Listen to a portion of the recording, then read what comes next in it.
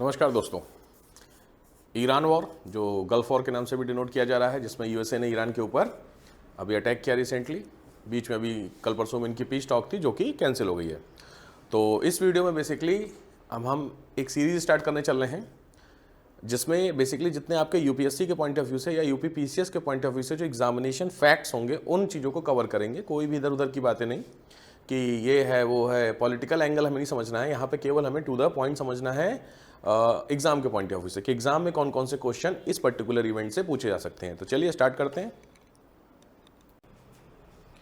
सबसे पहले तो ग्लोबल ऑयल रूट की बात कर लेते हैं, जो कि सबसे इंपॉर्टेंट फैक्टर है। तो ये है आपके कुछ ऐसे country, Kuwait, Bahrain, Qatar, UAE, Oman.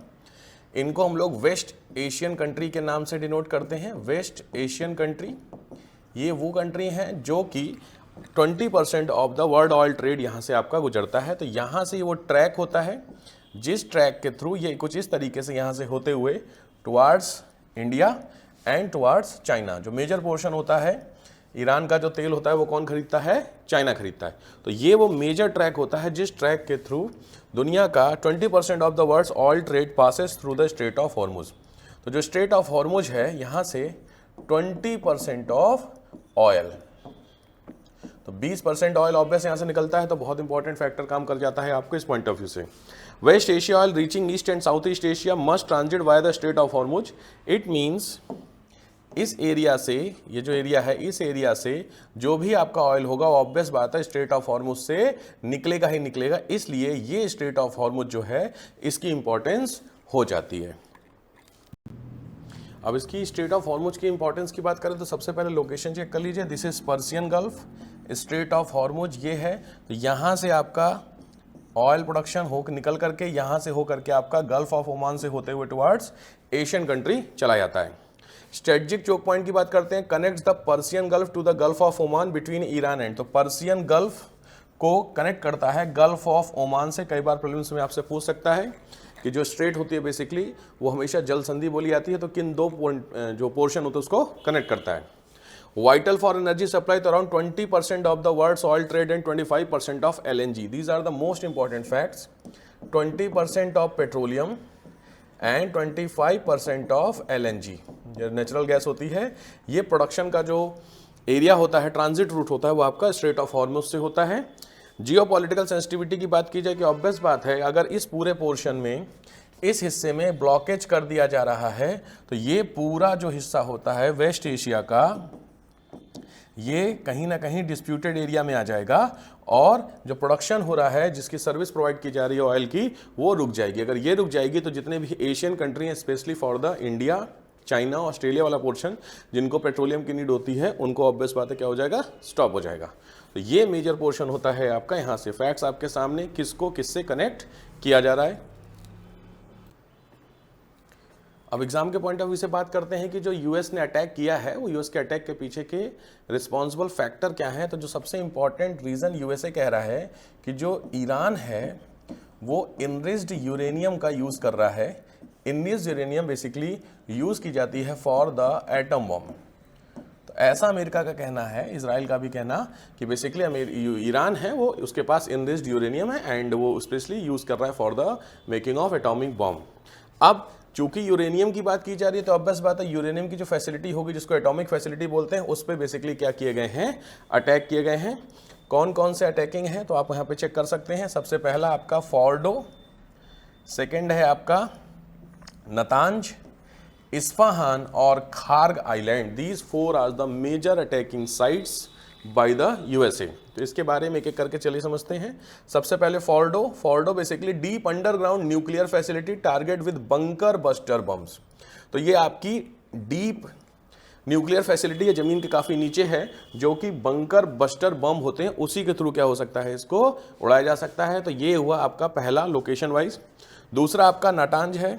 Natanz में Iran main uranium enrichment site. तो ये जो मेज फैक्टर है न्यूक्लियर इनरिचमेंट, जिसमें यूरेनियम कन्वर्ट किया जाता है, किसमें यूज किया जाता है? For the atom bomb. ये मेजर पोर्शन है आपका कौन सा? नतांज। लोकेशन आपके सामने इस पोर्शन में। तो यहाँ पे अटैक हो रहा है।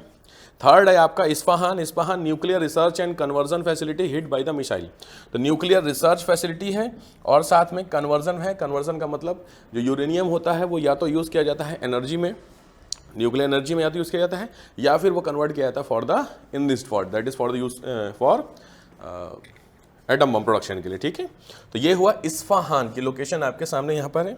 एंड ऑप्शनल हाईलाइट में दे रहा है खार्ग आइलैंड। बेसिकली अभी रिसेंटली ये बहुत इंपॉर्टेंट हो गया, उसके पीछे का जो सबसे इंपॉर्टेंट रीज़न था, क्योंकि जो खार्ग आइलैंड है, देखिए स्ट्रेटजिक ऑयल एक्सपोर्ट हब, यानी ईरान का, आप कह सकते हैं जो ईरान है, इस ईरान का major export of oil, major export of oil कहाँ से होता है? खार्ग आइलैंड से होता है। तो जितना भी कंट्रोल आप कह सकते हैं कि ये जो गल्फ ऑफ हॉर्मुज स्ट्रेट है, इस हॉर्मुज स्ट्रेट का जो कंट्रोलिंग सेंटर है वो आपका क्या है? खार्ग आइलैंड है। इसलिए खार्ग आइलैंड के ऊपर सबसे ज़्यादा फोकस कौन कर रहा है? यूएसए कर रहा है इस पॉइंट ऑफ व्यू से। तो ये वो आपकी साइट्स हो गई जिन साइट्स पे क्वेश्चन उठेंगे आपके from the north to south लगाने के लिए, ईस्ट टू वेस्ट लगाने के लिए जो मैपिंग बेस आते हैं, या फिर इनकी इंपॉर्टेंस क्या होती है। अब बात करते हैं ईरान किस पे अटैक कर रहा है। अब इस तरीके की फाइट में तो ऑब्वियस बात, अगर आप ईरान के ऊपर कोई भी कंट्री अटैक करेगा तो जो सामने वाला कंट्री होगा वो भी ऑब्वियस से रिटेलिएट करेगा। तो ईरान ने जो रिटेलिएट किए हैं वो बेसिकली दो जगहों पे किए हैं, या तो जो उसके पड़ोस में वहाँ पे आर्मी बेस है या कोई न्यूक्लियर साइट है, ठीक है, न्यूक्लियर साइट है स्पेशली प्रमोटेड बाय यूएसए। तो कोई भी ऐसी साइट्स विच इज़ यूज्ड और प्रमोटेड बाय द यूएसए, उन साइट्स को अटैक किया गया है, उन साइट्स को निशाना गया है। इसमें कौन कौन से आपके हैं? तो इसमें सबसे पहला आपका देख रहे हैं इजराइल है, दूसरा है आपका Jordan, third is Kuwait, next is Bahrain, next is Saudi Arab, next is Qatar and UAE. These 5 portion, these जो कंट्रीज हैं बेसिकली, ये डायरेक्टली या इनडायरेक्टली यूएस से लिंक्ड होते हैं। इधर ये आपके मिलिट्री एयरबेस है, मिलिट्री इंस्टॉलेशन यहाँ पे यूएस की है, एयरबेस ऑयल फैसिलिटीज़ हैं, मिलिट्री नेवल फैसिलिटीज़ हैं, ऑयल फैसिलिटी, एनर्जी इंफ्रास्ट्रक्चर है, यूएस फोर्स का एयर स्टेशन है, और यूएई का एयरपोर्ट स्ट्रेटजिक कमांड सेंटर है, ठीक है। तो पॉइंट क्या होता है, जितनी भी यूएस बेस्ड यानी यूएसए सपोर्टेड जो भी आपके बेस होंगे, उन बेसों को क्या किया गया है? निशाना बनाया गया है, जिनकी लोकेशन आपके सामने है। कुछ इस तरीके के क्वेश्चन पुटअप होते हैं, कहाँ कहाँ पे कौन कौन से कंट्री है जिनकी लोकेशन पूछ सकता है, ठीक है। अब Iran launch missile and drone. Obvious Iran ने क्या किए हैं? मिसाइल और ड्रोन किए हैं, बेसिकली कहाँ पे? टारगेटिंग यूएस बेसिस इन गल्फ नेशन। दूसरा मेजर टारगेट इंक्लूडेड में सऊदी अरब, यूएई, कतर, कुवैत, बहरीन। ये बेसिकली वो टारगेट हैं जिन टारगेट पे किसका है फोकस? बेसिकली यूएसए का, ठीक है। तो यूएसए से या तो इनकी कोई टाई अप हो रखा है या कोई डील हो रखी है इकोनॉमिक पॉइंट ऑफ व्यू से, जिससे ईरान जो है वो गुस्सा निकाल रहा है, ठीक है। दिक्कत क्या, ईरान चाहता तो अमेरिका पे भी डायरेक्ट अटैक कर सकता है, पर ईरान और यूएसए के बीच की जो डिस्टेंस है, उस डिस्टेंस की जो आईसीबीएम है या जो मिसाइल है वो भी ईरान के पास नहीं है। Third is attack focused on, basically कहाँ कहाँ पे फोकस है? तो oil facility, airports and military installation पे क्या है इसका अटैक है, मेजर पोर्शन पे। रिटेलिएशन एम्ड एज कंट्री के supporting US Israel operation in the region. तो बेसिकली रिटेलिएशन क्यों किया जा रहा है? इस रीजन से, ठीक है। तो सबसे इंपॉर्टेंट पॉइंट हो गया ईरान, इस पर्टिकुलर जो ट्रैवल है, ट्रैक है, उस ट्रैक की इंपॉर्टेंस क्या है। दूसरी चीज़ पे आपको समझ में आ गया कि ईरान में किन किन जगहों पे फोकस किया गया है।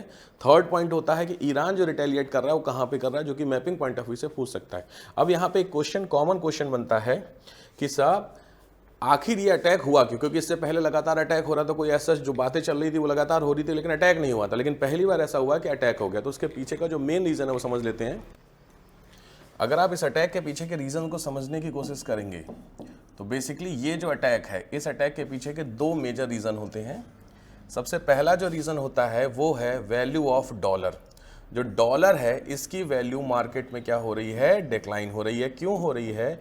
क्योंकि जो ईरान है उसने जो ऑयल सप्लाई की हुई है, ऑयल जो बेसिकली बेच रहा है, वो करेंसी उसने जो सेल्फ करेंसी है उसमें खरीदना शुरू कर दिया है। इट मीन्स पूरी दुनिया में जो ऑयल खरीदा बेचा जाता है वो डॉलर में उसका ट्रांजैक्शन होता है। ईरान ने बोला है कि जो लोकल करेंसी यानी खुद की करेंसी है, उस करेंसी में भी मैं खरीदूंगा। ये मेजर इशू है, याद रखिएगा, क्योंकि डॉलर की वैल्यू अगर पूरी दुनिया में कम होगी तो आने वाले दिनों में यूएस की जो इकोनॉमी मोनोपोली है वो क्या हो जाएगी? ऑटोमेटिकली कम हो जाएगी। तो सबसे बड़ा जो फैक्टर काम कर रहा है वो यहाँ पर, क्योंकि इसने ईरान ने बोला है, इवन इंडिया को, भारत को भी इस चीज़ के लिए कंसीडर किया है, जो चाइना है उसको भी कंसीडर किया है, रूस को भी किया है कि हम जो लोकल करेंसी है उस करेंसी में क्या खरीद रहे हैं, ऑयल खरीद रहे हैं, कोई इश्यू नहीं है। दूसरा जो मेजर फैक्टर है वो आपका ऑब्वियस बात है यूरेनियम वाला इश्यू है।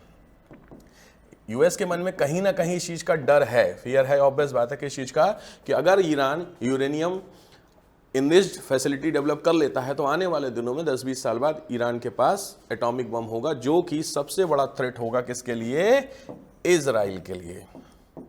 और इजराइल के लिए अगर सबसे बड़ा थ्रेट होगा तो इजराइल ऑब्वियस बात है सपोर्टेड बाय यूएसए, तो इजराइल इस चीज को कंसीडर नहीं कर सकता है क्योंकि उसकी आइडेंटिटी ही इसी चीज पे टिकी हुई है। तो आने वाले दिनों में अगर इजराइल को लाइव थ्रेटनिंग कुछ इश्यू हुआ तो वो अटैक किसके ऊपर करेगा, ईरान के ऊपर अटैक करेगा। ऑब्वियस बात है वहां पे यूएस को भी सपोर्ट करना पड़ेगा। तो जो मेजर कंसर्न है वो कंसर्न आपका कौन सा है, ठीक है, डॉलर की वैल्यू। तो अगर आपसे कभी पूछे मुख्य कारणों को बताइए कि इनमें से कौन कौन से कारण हैं रिस्पॉन्सिबल, तो उसमें एक तो डॉलर वाला हो गया, दूसरा आपका मेजर फैक्टर कौन सा हो गया, यूरेनियम का हो गया। तो ये बेसिकली ईरान गल्फ वॉर के जो इश्यूज थे, जो कि आपके प्रीलिम्स 2026 में आने की पॉसिबिलिटी है, उसके कुछ फैक्ट्स थे। तो आराम से इस वीडियो को देखिए, समझिए, नोट कीजिए, ठीक है। मिलते हैं आपसे नेक्स्ट वीडियो में। थैंक यू, जय हिंद।